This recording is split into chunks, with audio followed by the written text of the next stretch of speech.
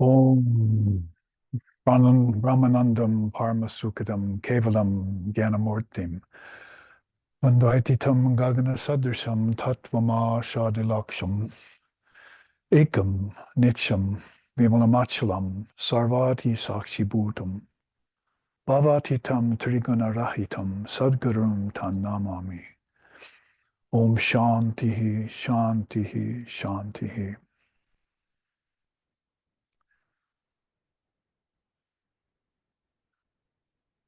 We salute that one who is the essence of life and existence, and whom the various sages call by various names. Our salutations to that one who is beyond life and death, pleasure and pain, and all other pairs of opposites. Our eternal salutations to that one whom the devotees meditate in the shrine of their hearts, enjoying the deepest contemplations. May he prompt our minds toward the path of truth and righteousness and reveal himself into our souls. Om peace, peace, peace. For there shines Brahman. May that Brahman protect us. May that Brahman sustain us. May that Brahman illumine our thinking consciousness, free us from fault finding, and reveal to us the essence of the scriptures. Om peace, peace, peace. May peace be unto us, and may peace be unto all. Om Hari Om, Hari Om, Hari Om, Tat Sat.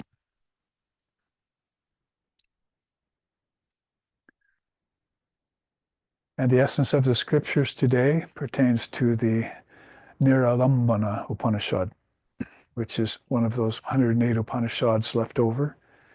And it follows very nicely, as I was just saying before class started, to those present here, that on the trail of the Samkhya Yoga retreat we gave last weekend for actually a 3-day, half-day seminar, and where we went through all the tattvas of Lord Kapil's Samkhya system. That's mentioned almost right at the top here in the Upanishad.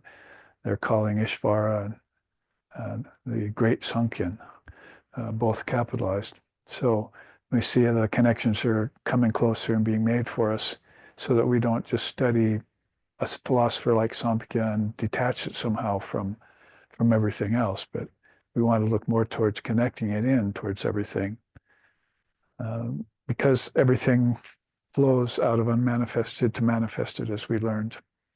But there's a immovable substratum, which we'll look at a little today, which underlies it all. And that's what the Upanishad here is trying to tell us by the word Niralambana. Nira, of course, is like nirvikalpa, nirvana, nirbijam. That prefix on the word in Sanskrit means pretty much to be devoid of or empty of, not there. And lambana means any kind of support. So that Brahman, which they're talking about in terms of 40 questions, this Upanishad asks right out the top, and then later on gives the answer to each one in a row, is without supports. That is, it relies upon nothing else for its existence. That's the idea. And so Brahman is the only one of the principles, if you want to call it that, which is like that. Everything else, even the Mahat and Ishvara, will have it as their support. And in the case of nature, it will have unmanifested seeds as its support. Although in this Upanishad, it does make a very beautiful point that everything that's in Prakriti is based on intelligence. So they go more towards the mind with it, more than any intelligence than towards insentiency. When you make the point about it being insentient, you're trying to contrast it to that which is innately intelligent, not what it borrows intelligence. So nature borrows its light from everything in terms of na tatra suryabhati, na chandra tarakam, Nema Vidyuto Bhanti, Kuto Yamagnihi, all the light that's in fire and moon and sun, and stars, lightning and so forth, is borrowed from that sentient principle, Brahman, and then thinks it shines by its own light. And we have a good time laughing at the poor little glowworm who comes out and thinks he illumines everything. That then somebody walks by with a torch and he's shamed. And the moon comes out and he's further shamed, goes back into hiding. So that's what will happen with the light that's in Prakriti. It happens in deep sleep, it goes away. It happens in death, and it happens in samadhi, which is more important than previous two. Those things that have more staying power are Ishvara, the Mahat, the great Sankhyan. They're supports for everything else, but Brahman needs those supports. So enough said about the definition for Niralambana. We'll leave it at that. And, again, whether it's a gross omission or it's just the nature of things, in the 40 questions of this Upanishad, it's asking, what is this? What is that? And it does the same with Brahman. And beautifully, I like right away the first two slokas. First, they say, what is Brahman? And then, what is God? Or who is God? So they're making a distinction in Indian tradition, a distinction that we never made or heard of in Christianity, is there's a difference between the formless reality and God with form, called a savior or an exemplar, or in our tradition, an avatar. So there are two then. Put Prakriti aside for now, because there are two of those too, right? Manifested, unmanifested. But when you go toward the most conscious and aware principles, you have Brahman and Ishvara. So they're asking right away at the top, what is Brahman and who is God? So they really have their terms right. And if you don't just run through those and say, oh, those are questions. Okay, I know. Now let's get to the answers. But you actually analyze the questions. That's beautiful. And I always used to say that about the question, who am I? That was proposed way back by Lord Vashishta, all the way up to present time with Ramana Maharshi, called Atma Vichara, is that as you ask the question, who am I? You shouldn't be waiting for the answer. In a sense, the answer is obvious. Thou art that. And the earmark of this Upanishad, if you look it up, whatever commentators have looked at it, because Shankara didn't get a chance to in his short 32-year-old life, they're saying right off the top that these questions that are being answered are receiving answers after all 40 of them have passed. So the first slokas, say 40 some slokas, are all about the question, looking down. And so you can read through half the Upanishad and get it read if you just take up the questions. But going back and looking at the questions actually gives somebody like me, who's Chartananda, they call me, you like to put everything into visuals, gives me a chance to assign my 415 charts to date to all of these questions and have kind of a field day. Therefore, that is a yogic field day. And therefore, I've been assigning this Upanishad a 5-Sunday length. We'll take up the 4 Sundays in January and the first Sunday in February before many of us in SRV go on retreat to Rishikesh to study the Word. So in that time then, over 5 Sundays, we'll have lots of time and lots of space to spread out and see some of the answers to this question. So these commentators that have looked at this Upanishad are basing all of these questions on one thing. It's not to show off their compassion or to illustrate, like Sampa Yoga does, how many things there are in the universe. The first sloka answers that. It says, I shall raise and answer questions which must be known for liquidating the misfortunes of living beings who are plunged in ignorance. Talk about your immediate out front statement that an Indian rishi would immediately jump to the chase with. So it's not doing a lot of introduction or qualifying itself. It just jumps right in and said, here are 40 questions that I'm raising. The reason I'm raising them is that I want to dissolve all the sufferings that come up for people who are still in ignorance about the nature of such things. So that's uh, why we look at uh, the first sloka very seriously. And then the second sloka is what I said already. What is Brahman? Who is God? That's the first two questions. And in that way, then, they make this fine distinction between absolute reality, which is formless, free of supports, and then the who, which is the supreme personality called Ishvara, who comes into form and is the primeval archetypical soul, if you want to put it that way. And we learned last week that that would be somewhat synonymous with Purusha, although Ishvara is much grander than that. But there's a sentient principle, and then there's an insentient servant, is the idea. So here we have God and his main emissary, you might say, Brahman and Ishvara, posed in one sloka, sloka number 2. So we'll look into that. We'll also look into the third sloka. The next thing they ask is, who is the living being? The way it's phrased is that, as I was about to say, all the commentators of this Upanishad, here are 40 questions, and there's only one answer to all of them. And that's it. They're all Brahman. So I'm taking it in a different direction, or else the class would be about 10 minutes long. And the questions should all be answered in a thrice, as they say. But this is the opinion of everyone who studies this Upanishad as a guru or as an acharya, as a seer, as a great commentator, is that all of these 40 questions just have one answer. It's all Brahman. That's the conclusion of the Upanishads too. The Vedanta Dindima, it's called, the great conclusion of everything here is that it's all Brahman. But we'll take a little different tack to the side of that, keeping that in mind. That's the non-dual truth we want to keep with us. And we'll look individually at each of these questions, because the Upanishad then does deign to move into its answers. Might as well give you the answer, since I've given you the question to the first two slokas. What is Brahman? Brahman is the ineffable spirit. It appears as the Mahat, the great Sankhyan, then the ego, then the elements, earth, water, fire, air, and ether, then the macrocosm and all its activities, knowledge, and its ends.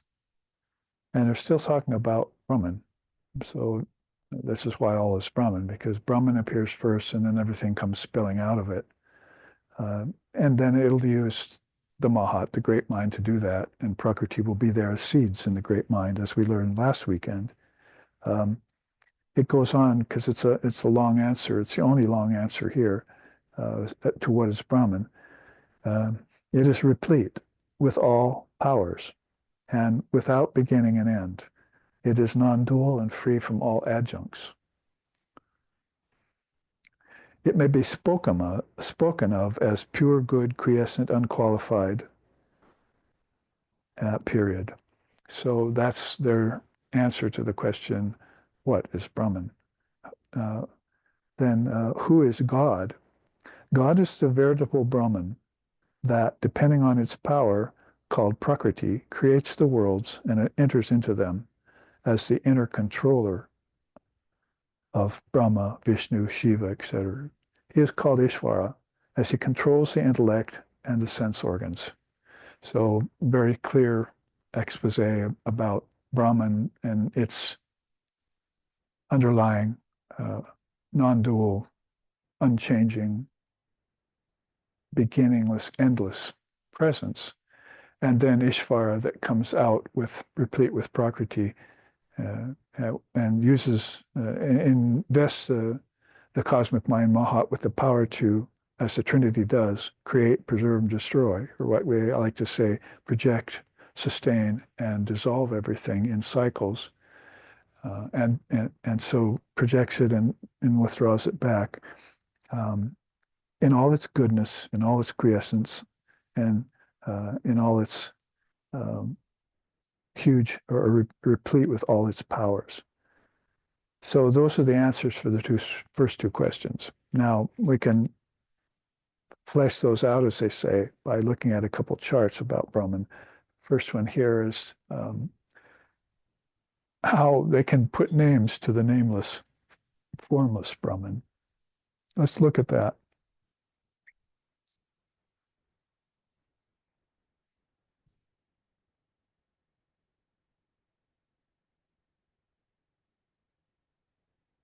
And the Taittiriya Upanishad can help us explain this Niralambana Upanishad some. Out of the Taittiriya Upanishad says, out of fear of Brahman, the wind blows, the sun rises, Indra presides. Okay, well, here, question 9 of the 40 is, who is Indra? So we'll get to that. Indra presides, he's the god of the gods. So he would come, after Ishvara, but before the gods in the pantheon of various manifestations of Prakriti. Death bows low to it, and the cosmic sets of fives come out of it, carry on their respective functions. Now, here's in one of the Upanishads that keeps true to that idea of quintuplications, that everything comes out in fives. The individual soul only becomes fearless when it attains firm and peaceful ground in that supreme reality. So you must ground yourself in Brahman. Maybe take our minds and put it on Brahman alone in our meditations. Even the wise man falls victim to fear if he fails to reflect on Brahman.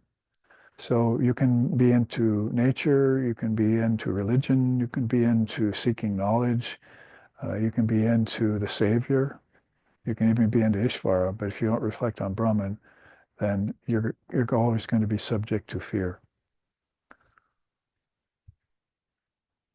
Yato vacho nivartante aprapya manasasaha ananda brahmana vidvan nabibeti putaschaneti.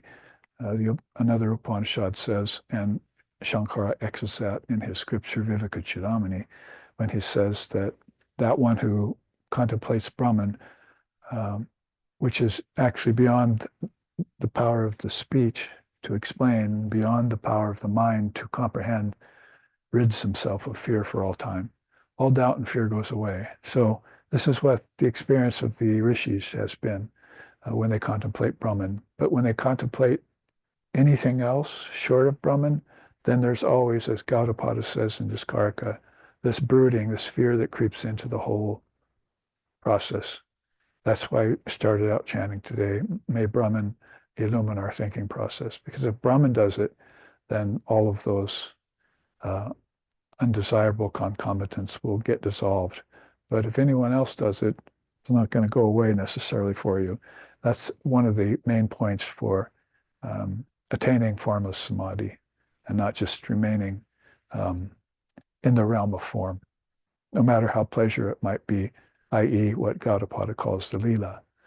Why would God want to sport, he says, because he's got his grounding in this Niralambana, right? In this foundationless Brahman. If it doesn't have any foundations, it doesn't have any fear of foundations being taken away. And put it that way. So therefore, what do they call it? And this can go really quick. And it's very beautiful. The uncaused cause. They say Brahman can't be the cause of anything. Cause and effect happen from Ishvara down, particularly from Mahat down. The Trinity also suffers cause and effect in a sense, but they're masters of cause and effect, like the gunas. And so they know how to transcend them and return to Brahman. And they act as examples for that, like when they appear as the avatar. So the uncaused cause these are short statements that seem to be contradictory of themselves, but basically are very good ways of naming the nameless Brahman. The next one is the inactive agent. Vegetables dance in the pot. See, the kid thinks the vegetables have life, but the mother said, no, that's the water that's making them dance. Then the father said, no, it's the heat in the water that's making them dance. Grandfather comes in and says, no, it's the gas running to the stove underneath that's making them dance. And all that gas comes from a gas company running under the street, under their house, into the stove. So there's also always a subtler cause to that effect, and that effect has another cause, and so forth. Back to the source, that's called tracing origins. That's why I want to look at this chart at one point and just go through it real quick as our signature chart for this 5 classes, because I didn't have to make a new signature chart. It was already laid out for me in the Upanishad with charts that I've already composed earlier. So the inactive agent comes out as one saying, the unmoved mover. Everything moves by its presence, but it itself doesn't move. It's like, how does the wind move? By the thought wind in the great mind. If it thinks that that's the movement of thought, when thought moves, then everything that follows out of thought, like the 5 elements here, they're saying, will also move. So they all get animated by that.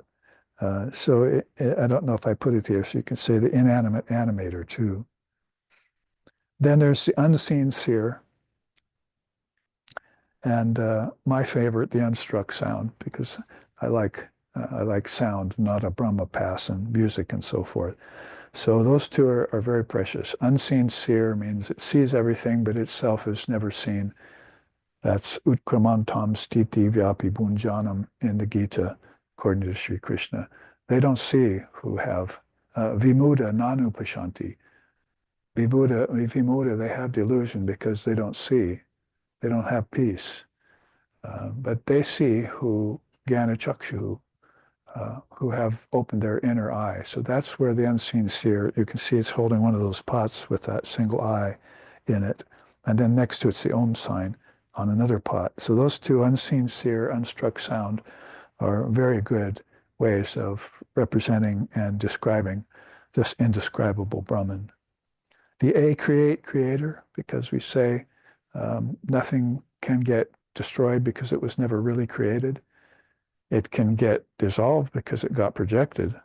And that's a teaching that's common to all the mind-only schools, including the schools of Buddhism. It's that you look at the mind and you see everything rising up and out of it. How Samkhya Yoga would describe that was, oh, that's the Prakriti coming into, from the cosmic mind down into manifestation, and it begins to rise in the individual mind and fall. That's when it wakes and dreams and goes into deep sleep. It rises, then it falls, rises, then it falls. If it can develop the beneficial habit of meditation, then it can go beyond waking, dreaming, and deep sleep and watch it rise and fall without being involved in it. See, waking, dreaming, and deep sleep does not free you from involvement in the phenomena, but witness consciousness does. So, and then your waking, dreaming, and deep sleep will become more conscious. That's how to make your wake up for your dreams and make your deep sleep aware state, is to always master the witness consciousness of it. So this is all implied in the creator. In other words, you could say it doesn't create because nothing's ever created. You can't get something out of nothing. But it has, if it weren't there, everything wouldn't come into being. Then there's the unborn procreator. Some of these are of my own composition, maybe a little bit more clumsy than something as beautiful as the unstruck sound, but nonetheless, you get the idea. Like the mind-born sons of Lord Brahma, they're born out of the thoughts of his mind and then go back to his mind. So in that way, the unborn Brahma is a father to them all, and they just simply emanate. No more birth in the womb of matter for me, Ramprasad sings, only emanation from my divine mother. So that emanation is the thing for these souls that come and go without attachment. Then there's, and speaking of that, the unattached lover that, like the greatest souls we know, from Buddha to Jesus on down to Swami Vivekananda, had this intense love for all beings, for the Atman in all beings to be more specific. And therefore, they have this great love, but their idea is to help free you from things that are keeping you from enjoying that great love inside of yourself. Love for the self, love for others. At the four-armed deity's feet here, you see the formless refuge. So that's a point on the side of formlessness again. And the seminar I was teaching that, and we talked about it at satsang yesterday amongst some of us who joined, is that formlessness is something that needs to be worked into the equation of our thinking process so that we don't need to fear it anymore. And one way metaphor used is, do you really fear going into deep sleep? If you have bad dreams, you might fear going into dream, but that all goes away when you go into deep sleep. And then you wake up and saying, I don't know what happened to me. All I know is I feel great. So you come out of deep sleep feeling that way. So that's a point in favor of engendering consciousness of formlessness in us. And remember, we're making a distinction between formlessness with a small f and formlessness with a capital F. So formlessness with a small f would be Prakriti disappearing on you, back to its seeds. That happens as a natural consequence of the presence of sentient awareness, which then withdraws seeds, see, back into the deep sleep in the mind. Then there's two others there, the unknowable knower and the impersonal presence. All of these are seemingly contradictory to themselves, and that's the way in which you put positive and negatives together to try and come up with some idea of what this Niralamba is, this foundationless Brahman. And I also should say that Mother Durga's name is Niralamba too. She's named that. So I was saying, unfortunately, earlier that she's not mentioned here in the questions. So she always manages to escape detection in that way. So, and they also aren't saying here, what is prana or what is tanmatra? So you see how these subtle principles that the souls probably saw in meditation but didn't know how to name and didn't know what order they were coming in necessarily, escaped putting down in words, in print, as it were. And then you had to sort of suss them out yourself. That's what happens in the case of Mother Durga, who is Niralambana. That's it. She's also sometimes called clothed in space, Digambara. So she wears space as her clothing. So that's how invisible she is. You're trying to look at space and all you see is space, but you don't see her as space. So that's very Anaranian. That's subtle. I think that comes up in one of the quotes here. The subtlemost of the subtle, they call that. Well, I extended myself a little further and then came up with some other ones. There's the uninvolved participant. It's like saying, God doesn't deign to come into action or into form, but nonetheless, its presence gives rise to form and action. There's the inanimate animator. I mentioned that above. There's the transcendent pervader. So there's how to say, I say ethers and everything. It's all pervasive everywhere, but it also shoots through and through objects. But you see, the object is like shutting off air, not letting much air in, but it's not shutting out ether, which is undisplaceable. So in that way, you try and reason about things here in the realm of the five elements to help explain that which underlies the five elements. And that's why you could come up with a beautiful appellation called the transcendent pervaded.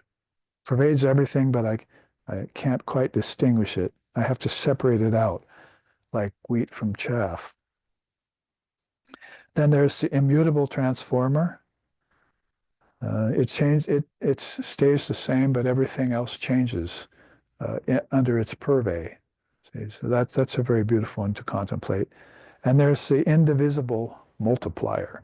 So you extend your mind into these regions to look for these dichotomous expressions, and you find out that they work very well in philosophy. And then you can say, well, can you? They say nobody can explain Brahman. Well, I've got a dozen things here by which I can explain Brahman to you.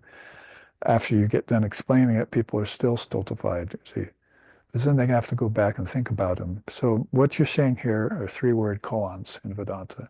They're like what happens in Zen, but this is what happens in Advaita Vedanta.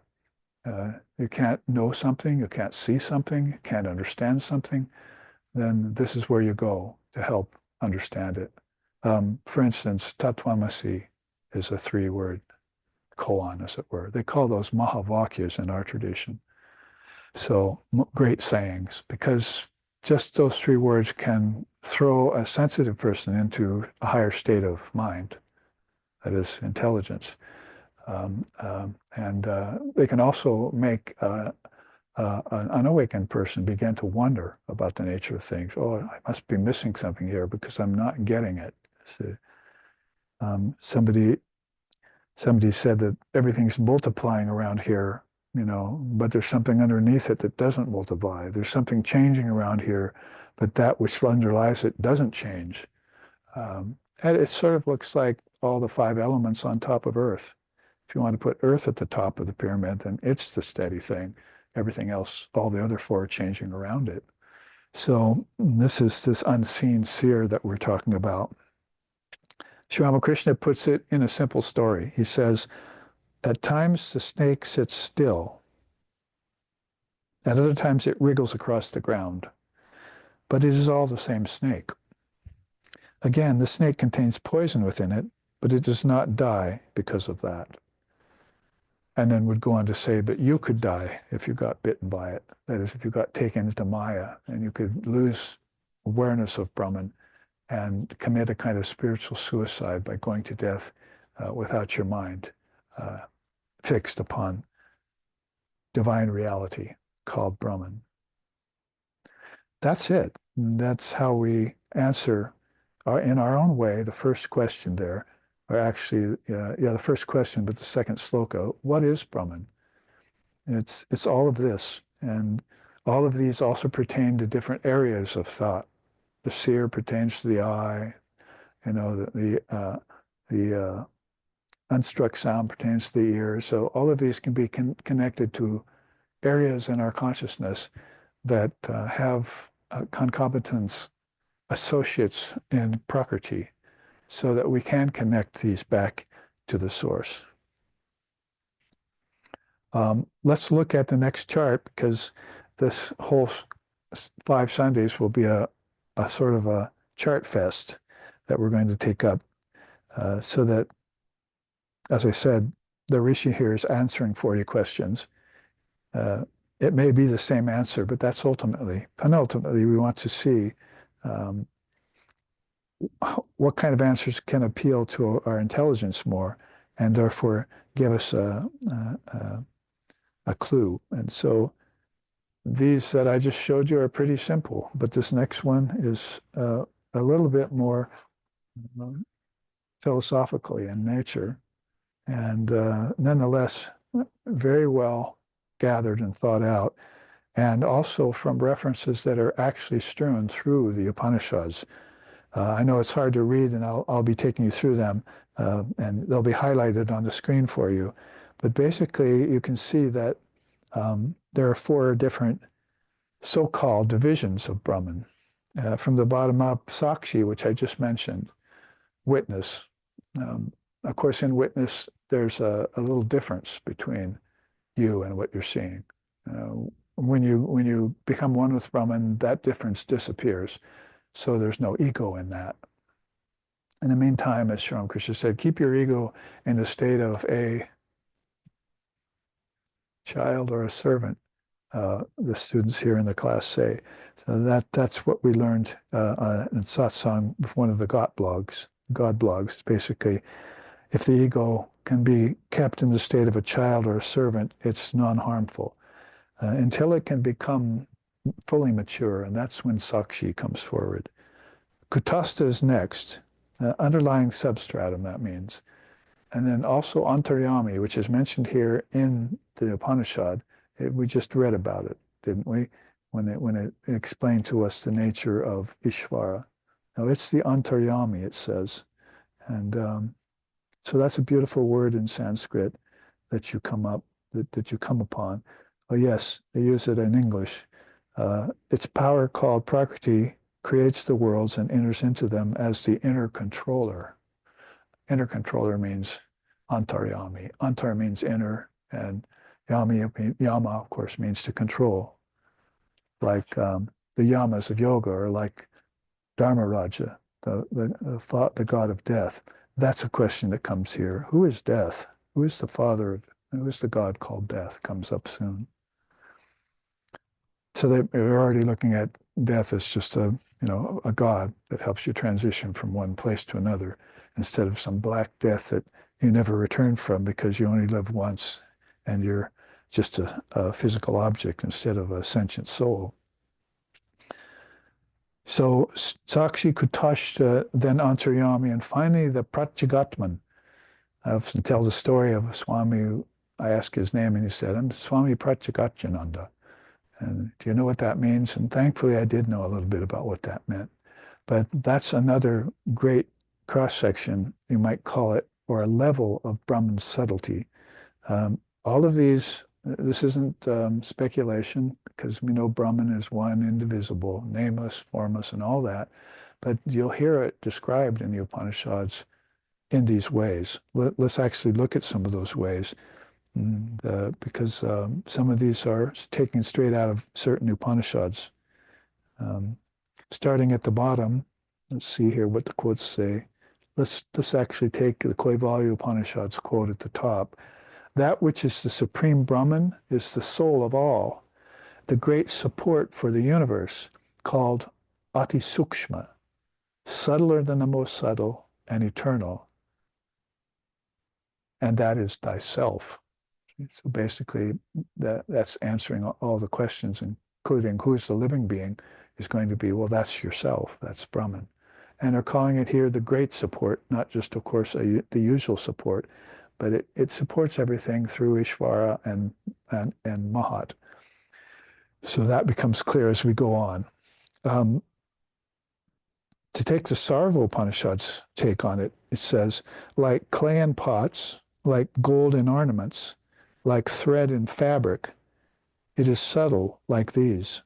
That Brahman is the antecedent, all-pervading consciousness in all. So they finally use beautiful metaphors, gold flecks in rivers and so forth, sesame seed and oils, one of our oil and sesame seeds is one of our favorites, but finally it just comes right down to saying it. It's the antecedent, consciousness and everything. Before life and mind was the Atman, is another one way that's put in Sanskrit too. So these two Upanishads sandwich, from the Kaivalya Upanishad to the Sarva Upanishad, sandwich these great sayings that were being inspired to bring out by the Niralamba Upanishad. Let's start at the bottom of this chart at Sakshi. You see on the left-hand side, we define it, self-luminous witness of all beings, and of all beings and phenomena in relativity. So it witnesses all of this. All beings means the jivas, or the individual souls. That's coming up here. Who's the living being is the next question. So we're already beginning to bridge that. Across, Sakshi is called, on the other side, cognizer of the presence and absence of knower, knowledge, and knowable. So there's a triputi there that Sri Krishna mentions in the Gita, the seer and the seen and what it's seeing. Imagine going beyond that. And that's what they're talking about here as Brahman, as the Sakshi. It's no longer caught in that triputi. That's a very high triputi. knower, knowledge, and what to know, or seer and seeing, and seen and seeing. But imagine then how Brahman, if one goes into that level of Brahman called the Sakshi or witness, how it transcends that Triputi and all other Triputis too, like say the three gunas that we learned about last weekend. Right there's a quote around Sakshi from the Mundaka Upanishad this time. As the spider emits and withdraws its web, as herbs sprout from the soil of the earth, and as hair grows on the head without any effort, so from imperishable being, the universe springs forth. So we look around for these various manifestations or expressions in relativity to explain the effortlessness of the all-pervasive Brahman, this underlying everything. If that weren't there, again, like the heat in the water that causes the vegetables to dance, take that away and everything stops moving. That's the inanimate animator we called earlier. So keep these in mind as we go forth. So basically this chart isn't that hard to study. We've just taken 1/4 of it, okay? With the two quotes from the Upanishads and with these two definitions of what Sakshi means. Let's move up to Kutastha. Intelligence residing in all that is unreal, from Lord Brahma down to an ant. That's a symbolic and very cogent saying out of the Upanishads. On the other side, it says undifferentiated presence in and as the intelligence of all beings. So it would be the most intelligent of the intelligent ones, as we Chetanas Chetana, Nicho Nichanam, that beautiful chant that we've memorized. We have to look at it that way rather than just, oh, look at how intelligent you are, or I have intelligence. We have to look at it as the greatest intelligence that resides in those who have intelligence. And then we put this higher spin on it, which helps us then not to dumb it down or bring it down into nature or over-personalize it. We leave it in the impersonal realm. And the quote there from the Katha Upanishad this time is, the Atman, hidden in all beings, reveals itself not to all, but is seen only by the seers of the subtle through their refined and pointed intellects. So the seers have given some real deep thought to this and have written Upanishads like we've just pulled from. We've now, thanks to Niralamba Upanishad, we've heard from the Kaivalya Upanishad, we've heard from the Mundaka Upanishad, we've heard from the Katha Upanishad and the Sarva Upanishad. So these are 108 of these are left.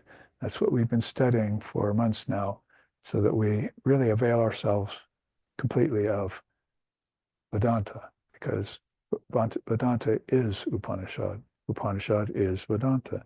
It's the end of the Vedas where the Upanishads appeared. That was the apt conclusion of everything. And you're seeing evidence of it here with these very profound, highly intelligent sayings that come from the rishis. All right, so we've in one breath, as it were, taken half of this chart and looked at the quotes. Remember, we're talking about subtle levels of this absolute being. Although ultimately, yes, it has no levels. It's just one homogeneous mass of pure conscious awareness. We keep that at the background, sometimes bring it to the foreground, but keep that in the background as we study these sayings of different rishis that had opened their inner eye of wisdom to look at it. Antaryami, that comes next. The inner ruler immortal, seated in the hearts of all, free of all differentiations. So we have changes and mutable things happening. We have adjuncts put over stuff, superimpositions covering things. Now they're talking also about the differences in things. All of those go away. They're talking about Brahman just the other day and this morning. Well, just sitting there looking out the window, I said, well, there's the tree. You don't see the sap running through it. You don't see the roots hidden under the ground. Brahman's like that. Yet nonetheless, then the ground could be that foundation, could be that Niralambana, foundationless foundation for all plants, all trees. So there are things unseen dancing in front of us, even in nature. We just tend to take a look at those, and then we use them symbolically to describe that I have a great feeling here, that there's an inner ruler immortal seated in my heart. You see, I feel this in more than an emotional feel. It's an intuitive feel. It's more than an intuitive feel. It's a conscious feel. So pretty soon you're going beyond um, emotions, emotionality, and the one who's having the emotions. And then you're putting this all together into this one sound principle called antaryami. On the other side, it says, interwoven in all, like the thread which rubs through a string of jewels. Sri Krishna uses that in the Gita too. Yeah. The quote there from this time, the Setashvatara Upanisad, says, the indivisible soul is as subtle as a hairpoint divided and subdivided hundreds of times, yet he is potentially infinite. He has to be known beyond gender, because I've just used the word he twice, so they'll put that in quick. Beyond gender, whatever body he assumes, he becomes identified with. So this is the power of identifying and disidentifying. My teacher used to say, yes, when you come here, you learn how to detach. He's talking about Western people coming to a Swami in a Vedanta center. But then pretty soon, later on, he starts to say, now that you've learned to detach, now you can attach again. So that's the point. You'll be able to detach and attach at will. That's a yogi. And so that would mean from Prakriti. It would mean from your family and your kids. Attach to them when you need to help serve them. Detach from them when you need to meditate on the formless Brahman. Attach to them when you meditate on Brahman. Attach to them when you want to study the Niralamba Upanishad. So you're constantly having your consciousness in a state of free association. That's really the point of it. And then you're a free soul. You're a jivan mukta, wandering around the earth. So we took a third bite then out of these four subtle levels of Brahman. It's a chart that we really very rarely ever see or go through. It's in footfalls of the Indian rishis, but it's good to take it apart to answer this question in sloka 2 of our Upanishad today. What is Brahman? And do you feel like you know Brahman a little bit better now? Do you know the unknowable just a little bit more by its names, as we were saying here, unseen, seer, and so forth, now by its so-called divisions? That's the point here, is that we're getting to know the formless reality a little better. Now we have something to rely upon in our meditation when all of a sudden we see form disappear, and we're not just going to be stunned, you see. As my guru told me, there are some divine attributes that I'm going to see next. Oh, what's that sound of the flute? What's that sound of the kettle drum? What's that opening in my forehead that's happening about now? That's coming and going. And all of these things then are going to be shored up, supported, if you will, by these higher aspects of Ishvara, lower aspects of Brahman. See, it's the higher Brahman, it's the lower Atman. So let's go on and look at Pratyagatman. On the left-hand side, a homogeneous mass of consciousness free of all limiting adjuncts. One of my favorite expressions in English for it, homogeneous mass of pure conscious awareness. That just does it for me. You see, I think, well, you can't really, there's really no attribute there, is there? Is homogeneous really an attribute? When you think about it, it just actually integrates all attributes. And then unbounded you could put in there. It's a mass without boundaries. Then all of a sudden you're getting this sense of the infinite, the eternal. And that is Brahman. On the other side, the quote says, the entity thou, that which is, and is of the nature of pure conscious awareness. You can see there's really very little to say at the level of the Pratyekathman. The mind and speech draw back in awe, trying to understand or describe it, as I just chanted out of Shankara. And then there is one more quote there, and we've actually taken these 4 levels of this apparently difficult chart to understand, but now I should say it's not going to be easy to contemplate the formless Brahman, especially for a culture like ours, in a time like ours, which we have been giving teachings on it for a while. Talking to an Indian man yesterday who was hosting a class I was giving, we made that point together, basically. Where is liberation, in any other religion? Liberation from what? You mean heaven? I mean, so there's just nowhere to go in most of our cultures that has to do with beyond form. We always have to think about form as being real, worlds being real, actions being real, everything that comes from action, families, money, to be real. Vedanta just comes and pretty much blows that out of the water because it wants you to know about the formless reality which has no worries, which has no brooding, which has no creation and no destruction. Where else are you going to go for that? You can sport and Leela with divine forms, but at one point, Sri Ramakrishna said, I had to ask the Divine Mother, is there somewhere that has no separation?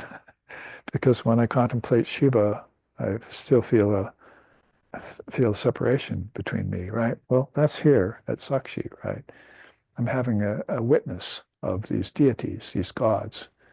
So he said later, pretty soon after I had experience of the Satchidananda, I had to take down the gods and goddesses off my wall.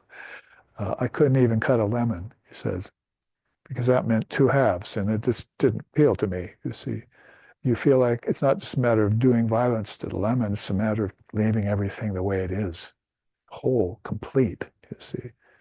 It's the ultimate kind of ahimsa, nonviolence. It's just to leave it perfect like it is. So we need to know about that perfection. And thou art that is the end of that sloka we just said. Basically, all of that, thou art that. Tat tvamasi. So the final quote here from the Kaivalya Upanishad again, that is the substratum, the bliss, the indivisible consciousness in whom the 3 worlds dissolve. Realizing the Atman, abiding in the heart, partless, secondless, beyond existence and non-existence, one attains the Paramatman. So that's, of course, Brahman, or Para-Brahman, they would call that too. So you see, these minor Upanishads aren't so minor. I'm calling that affectionately because so many of them didn't get commented on by the great Shankara. Only 10 or 11 did. So I hope that you've enjoyed this tour through non-dual realms. You didn't board a bus.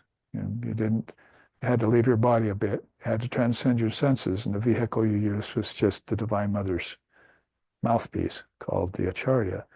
And then you learned about something that maybe you don't have an occasion to think about so often, but which is nonetheless the underlying substratum for everything. Just like we breathe air and don't see it. We see the effects of the wind, but we don't see it. There's so many things unseen that are indispensable to our existence. But of all the unseens, the Brahman is the ultimate of those. It can even be sung about as we transition from Brahman to Ishvara. There have been great stotrams written about it.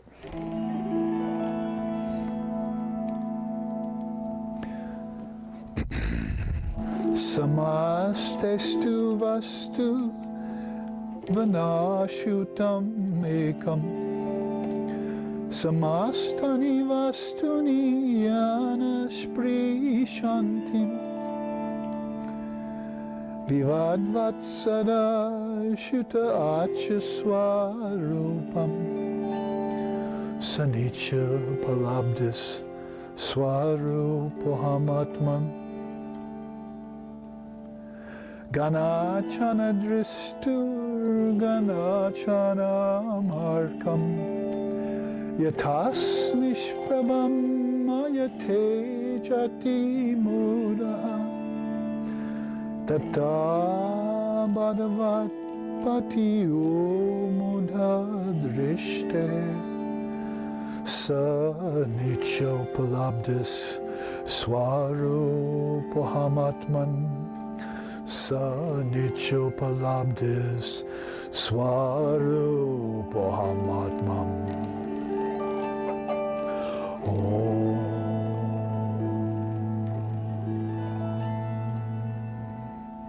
As the Hasta Amalaka Stotram puts it, about Brahman, there is only this one, existing in all beings and all existing in it. It filters down and touches all hearts and minds, yet nothing can touch it. It is like the sky, Gagana. Remember, we have that word in the Avadhut too. It's like the sky, pure and serene, subtle and impossible to taint. That one am I. I am that one. There can be no other. Oh.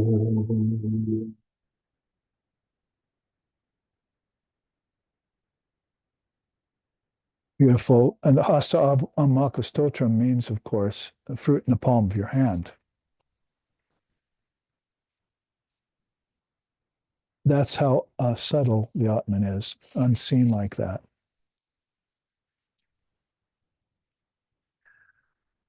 So now we can go on to Ishvara, because that's the third sloka and the second question.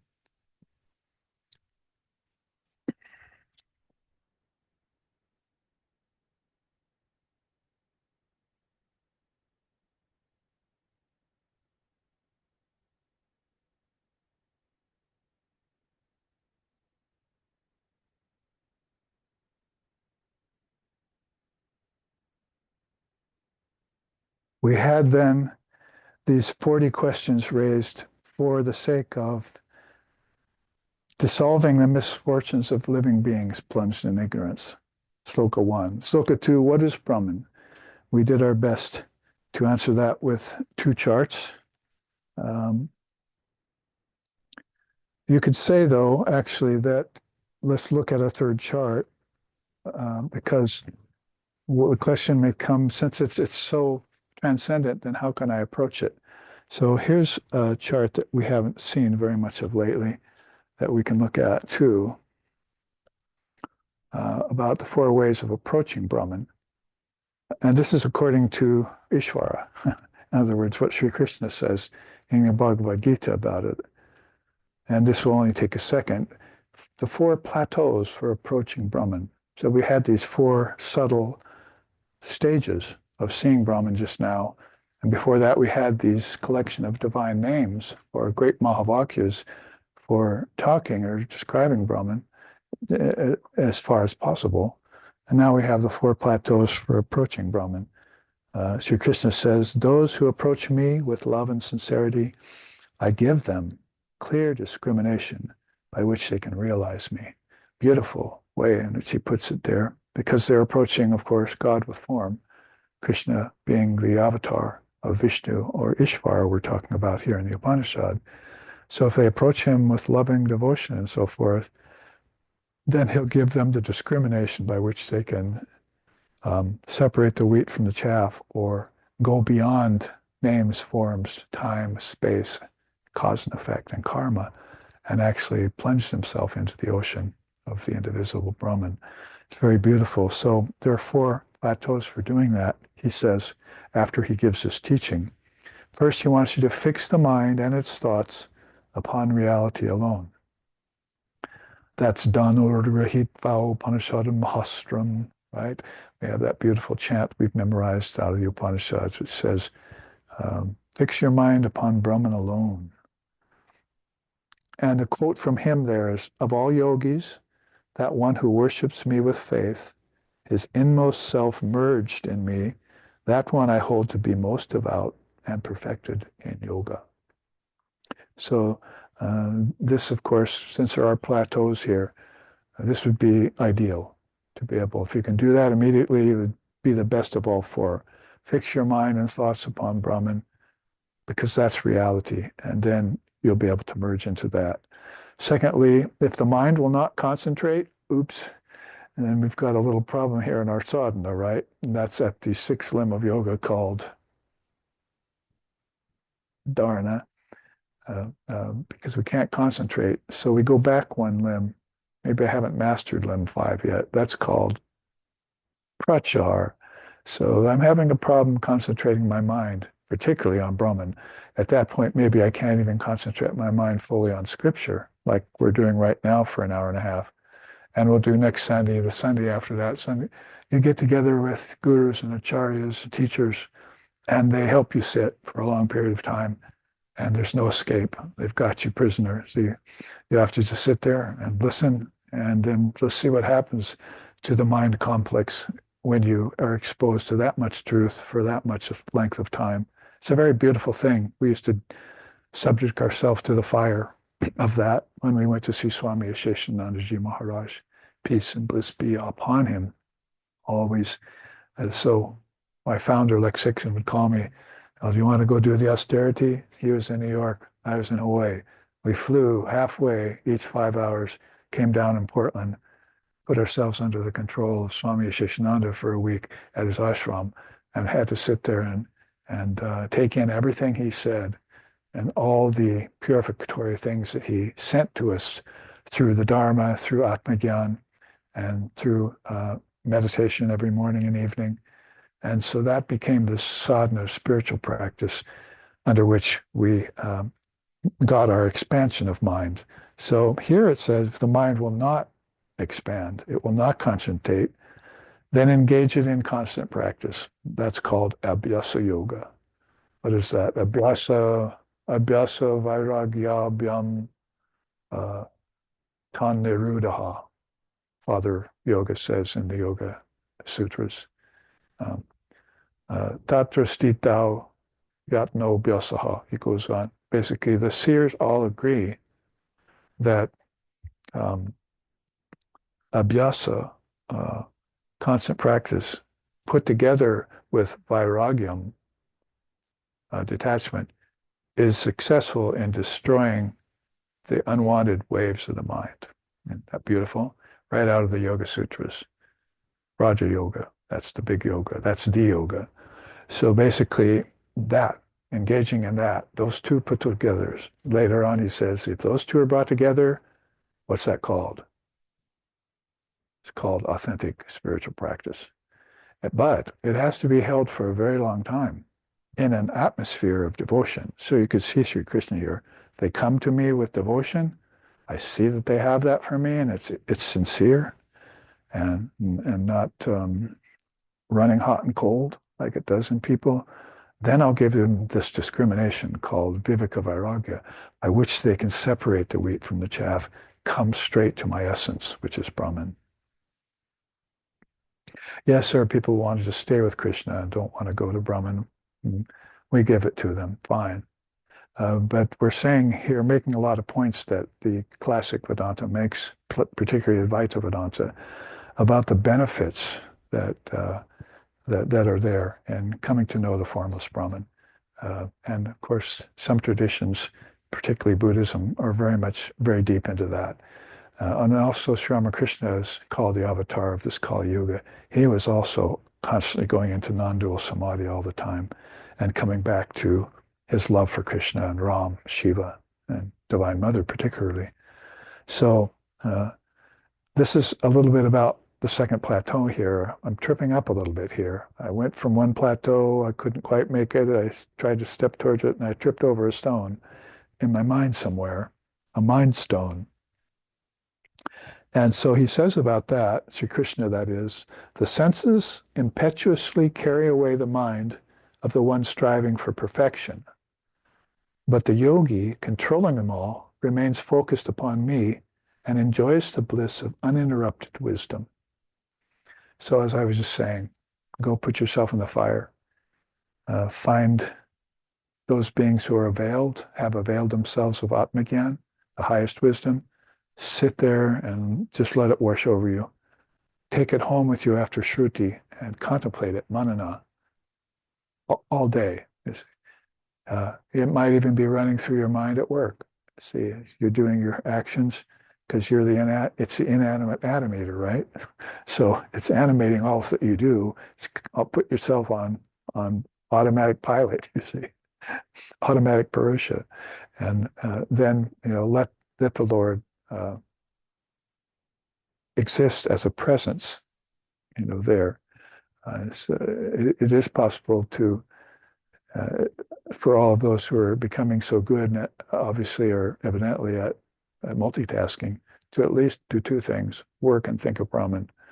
And maybe you'll become so good at it that Brahman will be on, the work will become automatic pilot, and Brahman will be there as the inanimate animator. You'll feel like say, was it St. Francis, or was washing dishes and saw God. So there are these saints and seers that have, in the midst of just mundane actions, have all of a sudden had their huge realization that they thought they'd get in meditation, you see, but never did. And so in that way, we want to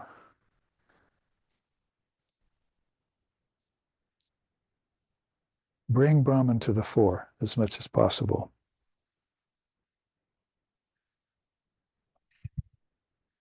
Number 3 here, if practice is not possible, oops, there's a double ouch now. So you see, you started with outright, as I put my mind on Brahman, no interruptions. Then found out my mind couldn't concentrate. Now I'm finding out I can't even do practice. So it's a common complaint with people who haven't been raised in practice. Like in the West, we weren't, our parents weren't doing sadhana every day. They didn't get up for meditation and sit twice a day. Maybe some of them didn't even go out and do their work selflessly. So they weren't even karma yogis and yoginis. So there's a big admixture going there of Prakriti with no Brahman, Prakriti with no Purusha. And so therefore, later on, they find a guru or an acharya to teach them, and they complain, I can't focus my mind. I can't do what you tell me to do. Okay, here, take this mantra. I can't even do that, you see. So there's a need to expand the mind in its capacity to know Brahman. That's called tapas. You do some austerity. It's a little uncomfortable at first, but it does drive away the moisture from the mind, the moisture of ignorance. And then your mind dries out, as it were, and the sun of knowledge comes out. You see, then it's okay again. But that's not where we are right now. We're back here to the person complaining. If practice is not possible, Krishna says, then offer all works to God. So here's why I mentioned karma yoga. Well, I'm not very good at meditation, and I can't study the scriptures. My guru can't even get through to me. I can't listen to his words, and I can't meditate in the morning. What's left? Well, there's work. So maybe I can learn how to do all work selflessly, or make it an offering to God, or in service of people. It'd be best in that order, offering to God first, and then as service to people. If God isn't in the picture for you, then serve people, and then it'll maybe lead that direction. But then here comes the fourth rub on the whole problem, is that if selfishness and agency still persist, then you have to abandon the fruits of work.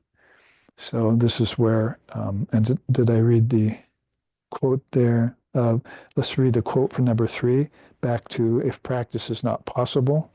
The yogi, abandoning all attachment, performs work with body, mind, intellect, and senses for self-purification alone. And being untainted, dedicates all thoughts, works, and deeds selflessly to Brahman. That would be the solution for not only this third tripping stone, but the second one as well. So this is coming more into focus for people. We were talking about it at satsang and before that. And in the class yesterday for Indika Moksha that I gave, basically you bring these four yogas together, right? But if you can't do that, then you start off from the yoga that you're used to. What are you used to in this day and age in the West? Work. So you've got to undo the habit of working for selfish gains, that is, for getting fruits, because these fruits are not, number one, not real. Number two, they can't fulfill you. And number three, they come and go. This is the meaning of objects in Buddhism, for instance. They got 4 or 5 different meanings for you. I didn't bring that chart, but you can see it in footfalls. And if you find out that all of these things are ultimately not going to fulfill you and you have enough rounds of non-fulfillment with these objects and these desires that you have, at one of those rounds, you're going to start over and say, maybe I'll do all of this without attachment. Maybe I'll just give up my desire for fruits. Sometimes this happens through ignoble whips of pain. They say, basically, I really wanted that thing. I worked hard for it. I didn't make enough money and I lost the opportunity. So they give it up, right? What else can you do? Well, how about giving it up a little early? How about not having attachment to it at all and just say, well, mother brings it to me. I'll take it. If she doesn't, I'll accept it. So this is all down to the level of karma yoga and karma yogini and the karma yogi. That's why some people find out that if the world doesn't satisfy them, well, then I think I'll renounce it. You see, so Krishna says about that, and he puts it in a nice order here. Better indeed is knowledge than formal practice. Better than knowledge is meditation. Better than meditation is the renunciation of the fruits of action. Profound peace immediately follows renunciation. We were talking about that in terms of mature renunciation the other day, right? Remember as we brought that up, that natural devotion just naturally turned into mature renunciation after a while. So I came up there with a little analogy I created on the spot in satsang. Say there's a sumptuous dessert. So you might have tasted it once and so forth. So it comes to you again, and so the first thing you say is, it's bad for me. The doctor says I can't have it. That's not mature renunciation yet. That's forced renunciation. Number two is that I had it once and it made me sick. So you're getting tired of the world because it's coming back to you in negative ways. It's not always pure. All these impurities come along and things aren't working right for you. There's a combination of good and bad and everything, positive and negative. So that's number two. That's, again, not mature renunciation. But if you can look at the dessert put in front of you and say, I've already tasted it, I don't desire it anymore, that's what mature renunciation is like. You're not attracted to it, you've had it, maybe not, but it doesn't attract you anymore. So this is how this love of the Lord turns into this beautiful mature renunciation. Chagi, it's called. So tapas to chagi. If you can't do the work, you do the austerity. And you do the austerity, you get renunciation. On the way, it would be very nice if you had devotion to the Lord, bhakti. So this is where bhakti and jnanam are the two wings of the bird. A teaching my teacher always told us almost every day that we went to hear his discourses. All right, so I knew it would take almost a whole class to try and answer the question, what is Brahman? But let's hear the rishi, what he says about it a second time. Brahman is the ineffable spirit. It appears as the Mahat. So he's really clarifying things. God has a mind too. So God will stay distinct from the mind. Don't you go distinct from your mind when you meditate? Hopefully you can. Don't you go distinct from the mind when you're in deep sleep? Hopefully, of course, you will.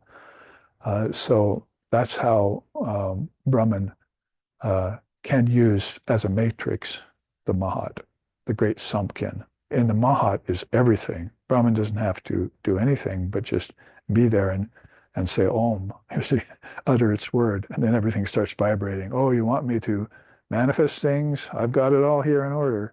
Here we go, another round. So Brahman is the ineffable spirit. It appears as the Mahat, the great Sankhyan, then as the ego. Remember our seminar last weekend? It's right down in concordance with Copula's tattvas, right? Right out, you hit intellect, ego after you hit buddhi, mahat, and after ego comes then the mind and then the senses. That's what he's saying here. Mahat first, then the elements, that's the subtle elements, then air, ether, and the macrocosm, actions, knowledge, and its ends. All of this happens from Brahman down through Mahat, through ego. And of course, the senses are talking about is the tamasic side that comes out at the same time as the sattvic side. So the tanmatras and the five elements are going to happen in accord to form a platform, because this does need support. The supportless Brahman doesn't, Niralamba, but this does all need support. He continues in that sloka and says, it may be spoken of as pure, good, quiescent, and unqualified. Like Pafaft, I like to say, out of the Upanishads, pure, formless, actionless, and divine. Another way of using these beautiful words that we used to describe the indescribable. It's replete with all powers and is without beginning and end. So that's as much as they say about Brahman in the second sloka. The first sloka was what again? I will answer these final 40 questions to do away with the suffering caused by ignorance. So avidya is there. I'll give you avidya. You'll come out of that suffering. You'll become a great Samkhya, merge with a Mahat, fall in love with Ishvara, and merge into the Supreme Brahman. We could end there, but we have some minutes still. The second sloka then, I'll repeat it. The question being, who is God? So, well, you just talked about God, didn't you? And you said, what is Brahman? No, I said what? That's beyond personality. Now I'm saying who. Who is God in form, basically? So we have a distinction between Brahman and Ishvara here in our tradition. It's very good to know about because pretty much Ishvara means I'm safe. I have my salvation. But when you talk about Brahman, you say, now I'm liberated. You see, that's a distinction that India makes that I haven't found, because liberation isn't talked about in other scriptures that aren't Indian-based. Of course, Buddhism, I'm saying, is Indian-based. So he answers the question of who is God by saying this. God is the veritable Brahman. Might as well say that about all the next 38 questions. But it is the veritable Brahman that, depending on its power, called Prakriti, creates the worlds and enters into them as the inner ruler, the inner controller, seated in the heart. And he says here, seated in the heart of Brahma, not Brahman. Don't close the word with an N. Then you're back to the formless. But it's seated in the heart of Brahma, the firstborn, that is the Trinity. The first to appear out of the Trinity. That's going to be a question that comes after we answer what is Prakriti and who is the Supreme Self. That's next week.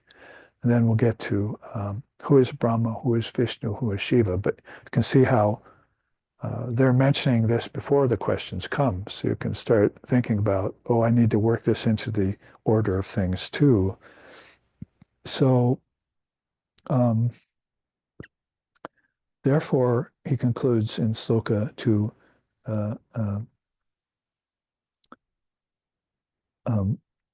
that is Ishvara, as he controls the intellect and the sense organs.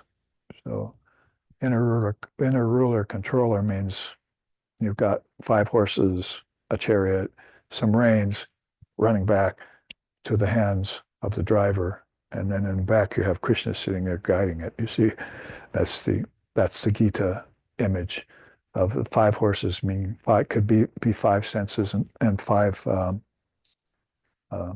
elements are there. We have a chart on that. You can look at it in Footfalls. Then that connects back then to the chariot itself, which could be called the mind.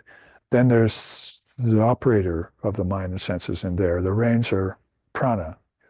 And then there's Sri Krishna speaking in the air, be careful of that obstacle head, go left, go right, and guiding the whole thing. So that's what he's talking about here. That is Ishvara, as it controls the intellect and the sense organs. So we have enough time to bridge the subject of Ishvara, and probably the best chart to do so would be the immanent and transcendent reality. That's not going to take us but a few minutes to look at. Also in the book, Footfalls of the Indian Rishis. And we're taking here from the Svetashvatara Upanishad, because it's at the same time very good about talking about the subtleties of Brahman. Remember how they talked about that? It's like, the gold and mountain streams. It's like oil and sesame seeds. That's how the Svetashvatara Upanishads look at the subtlety of Brahman, the subtlemost. At the same time, let's find out what it says about Ishvara, because in the Svetashvatara Upanishad, sometimes they don't make a distinction for you. You say, what's he talking about now? Oh, he's talking about form. I thought you said he was just formless. You're going back like this, and they're not making a real clear distinction about that, as if the two are one. Guess what? You're right.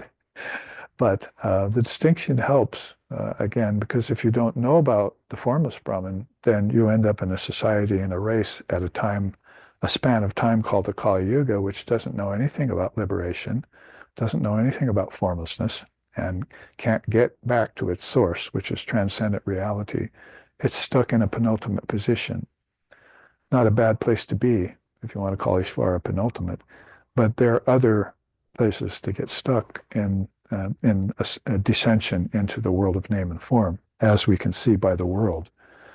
So what does Svetashvatara Upanishad say about this immanent reality? Sometimes you can draw the distinction between immanent and transcendent there, because you see they're talking about a form, and then all of a sudden they're talking about something that's so subtle you can't find it, like you can't find oil and sesame seeds. So, quote, though the Lord, the cosmic projector of the heaven and earth realms, is one and indivisible, yet he is the real owner of all eyes, all faces, all hands and feet in the created universes. It is he who inspires them all to do their respective duties in accordance with knowledge of the past actions and tendencies in various beings. So who doesn't love this? I mean, it was probably one of my earliest memories about India, before I even found Vedanta specifically. When I heard about Hinduism and the Gita and so forth, this image and this description stuck in my mind. He sees through all eyes. He hears through all ears. He works through all hands. He walks on all legs. I mean, that just all of a sudden, that's a combination of the transcendent and the immanent right there. So it made the bridge into something formless out of tired, old, tedious form that we were getting into with conventional religion, which didn't satisfy it, which made us go to India to look for these things. All of a sudden, we found it there in one statement. So this is one of the earliest charts I put together. And basically, what is that number of that? 32. So it's very early on. I said, I have to really put that in an image. So it was easily and readily found. There's the image. You can see all the gods and goddesses, most of them listed there. The god of the sun on the far right upper, Surya. The goddess of the moon, Chandra. There's Prajapati next to her. Prajapati is the great teacher. He comes with every cycle of Brahma, Vishnu, and Shiva. The Prajapatis line up and come to teach men and gods. They are humans that teach the gods, basically. Very wise rishis. Hanuman's there listed. You see in the far right. You can see Shiva close there to Vishnu. You can see Vishnu on the other side of the transcendent Vishnu. Ganesha is there with his elephant's trunk. Lord Brahma is there. We just talked about him, the bearded one on the far left. And then you can see Indra, which we'll talk about soon here. He's coming up as one of these questions. Agni, the goddess of fire. Vayu, the god of fire. Vayu, the god of air. Varuna, the god of water. So all of these here are in this many heads, which they've probably the artist was saying, how am I going to depict that? You see, well, I'll just go at it and line them up on either side. And this is what happened. You could also say, if you read the Bhagavad Gita, and when Arjuna had his touch from Sri Krishna, and he saw the Vishvarupa Darshanam, they call it in the Gita, all of these hands, all of these mouths, all of these arms, and this was during a battle, so there was blood flowing in and out of the mouths. It was a horrific vision that the Lord himself was taking in everything that he produced again. And it came out and it's going back to him. And there was no birth and death going on. It's just one huge vision of the cosmic form, which is eternal. Right now we're calling that Ishvara, Mahat, and Buddhi, the intelligent part of everything. So that much I will give you as a tantalizer, because we'll start out next Sunday right there and do the other. You can read the Svetashvatara Upanishad yourself. It's not that long in the meantime. And we'll be able to take you to the second class of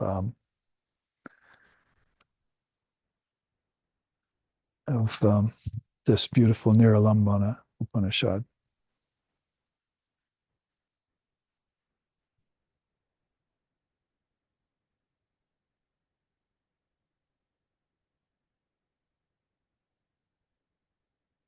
So let's end here our beautiful class.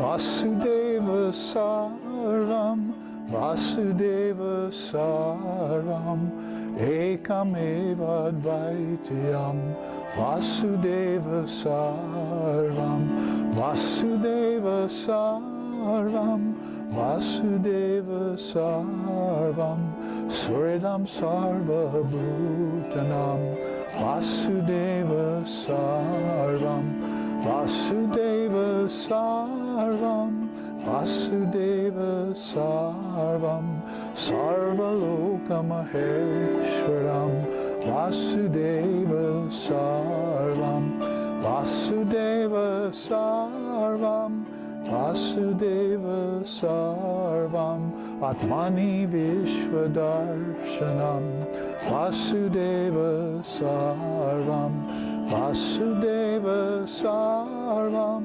Vasudeva Sarvam, Manmai Mamupashita, Vasudeva Sarvam, Vasudeva Sarvam, Vasudeva Sarvam, Shishtamam Upashitam, Vasudeva Sarvam.